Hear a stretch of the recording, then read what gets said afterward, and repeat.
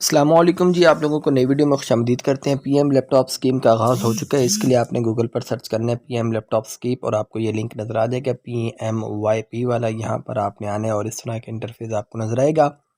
ये laptop scheme का तीसरा फेज़ है और यहाँ पर मैं आप लोगों को बता देता हूँ कौन कौन इसके लिए एलिजिबल है, कौन एलिजिबल नहीं है। एलिजिबिलिटी क्राइटेरिया की बात करें तो तमाम डिग्रीज़ वाले यहाँ पर एलिजिबल हैं, जिनकी जो है PhD हो या फिर इसके साथ MS है आपका, यानी कि MPhil है, MBA है, कोई भी डिग्री आप इसके लिए एलिजिबल होंगे। और उसके साथ आप लोगों को बता दूं, स्टूडेंट्स जिन्होंने इनरोल किया हुआ है किसी भी PhD या MS 18 ईयर प्रोग्राम में, या फिर जिन्होंने 14 to 5 ईयर प्रोग्राम में इनरोल किया हुआ है, चाहे मॉर्निंग हो या इवनिंग हो, वो इसके लिए एलिजिबल होंगे।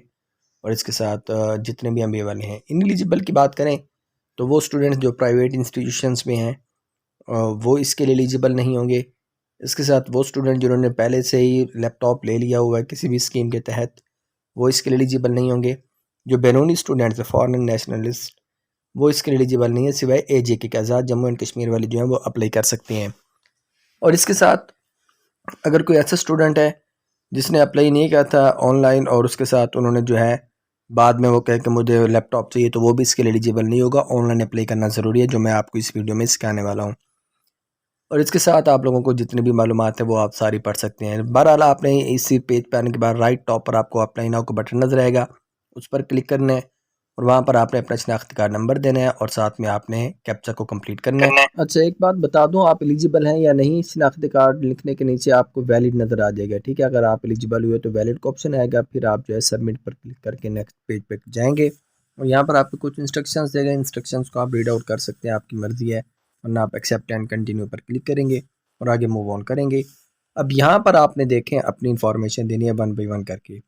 सबसे पहले आप लोगों ने देनी होगी अपनी पर्सनल इंफॉर्मेशन, उसके बाद एकेडमिक इंफॉर्मेशन और फिर कॉन्टैक्ट वेरिफिकेशन आपने करवानी है।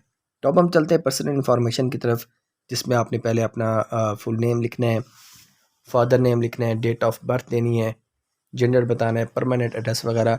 ये सारा फॉर्म मेरे ख्याल में आप आसानी से फिल कर सकते हैं। तो मैं ये मालूमात स्किप करके फिर आगे एकेडमिक इन्फॉर्मेशन की तरफ चलता हूँ। अब तो भाई सारी इन्फॉर्मेशन देने के बाद आप नेक्स्ट स्टेप पर क्लिक करेंगे। नीचे आपको ग्रीन बटन में नज़र आ रहा था और यहाँ पर आने के बाद अब आपने अपना roll number enter, enrolment number जो है वो आपने यहाँ पर एंटर करना होगा। अब ये इनरोलमेंट नंबर, इसको हम रजिस्ट्रेशन नंबर भी कहते हैं, जो आपको यूनिवर्सिटी या जो आपका कॉलेज है वो अलॉट करता होता है, तो वो आपने यहाँ पर लिख देना है। उसके बाद आपने मेन मालूमात जो देनी होगी वो मैं आपको समझा देता हूँ।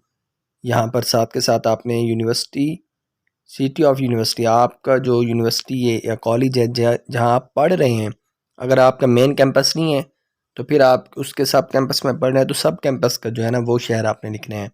उसके बाद नीचे आपके पास आ जाता है यूनिवर्सिटी या डायरेक्टोरेट, आपकी मेन यूनिवर्सिटी है कौन सी, वो फिर आपने यूनिवर्सिटी बतानी है कि मेन आपकी यूनिवर्सिटी कौन सी है, क्या नाम है उसका। उसके साथ आप अपना सब कैंपस या मेन कैंपस है वो बताएंगे, यूनिवर्सिटी या डिपार्टमेंट कौन से, आपका सब्जेक्ट कौन सा है, यानी कि वो आपने सेलेक्ट करना है। ज़ाहिर अब आपका अपने मुताबिक जो सब्जेक्ट होगा वो करेंगे। जिस बच्चे के मैं अप्लाई कर रहा हूँ ये फार्मेसी में है, तो मैं डायरेक्ट P पे अगर क्लिक करूँगा तो फार्मेसी का ऑप्शन आ जाएगा। ओके, फिर आपने अपना डिग्री लेवल बताना है कि मास्टर डिग्री है या बैचलर डिग्री है, जो भी हो वो आप सिलेक्ट करेंगे। उसके साथ आपने मौजूदा कौन सी डिग्री में इनरोल है, फार्मेसी है तो उसके ब्रांचेस वो आपको दे देगा।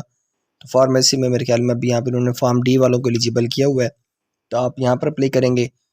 प्रोग्राम का ड्यूरेशन कितने है, थोड़ा सा टाइम ले तो फिर आपने वेट कर लेना है, क्योंकि ये ऑटोमेटिकली भी सेट कर लेगा। उसके बाद डेट ऑफ एडमिशन आपने बतानी है कि आपका एडमिशन कब हुआ था। देखिए फॉर्म D है तो उसने ऑटोमेटिकली 5 ईयर्स दे दिए हैं, आपको यहाँ पर एडिट करने की ज़रूरत नहीं थी।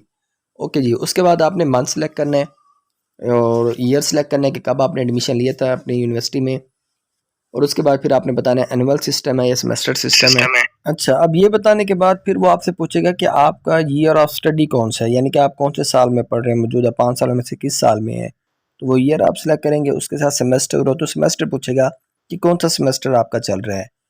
ये थी आपकी डिग्री की इंफॉर्मेशन। अब हम आ जाते हैं मार्क्स डिटेल्स की तरफ। यहाँ पर आपने जो पहला आपके पास 2 बॉक्स दिए हुए हैं, आपने FSC की परसेंटेज बतानी है।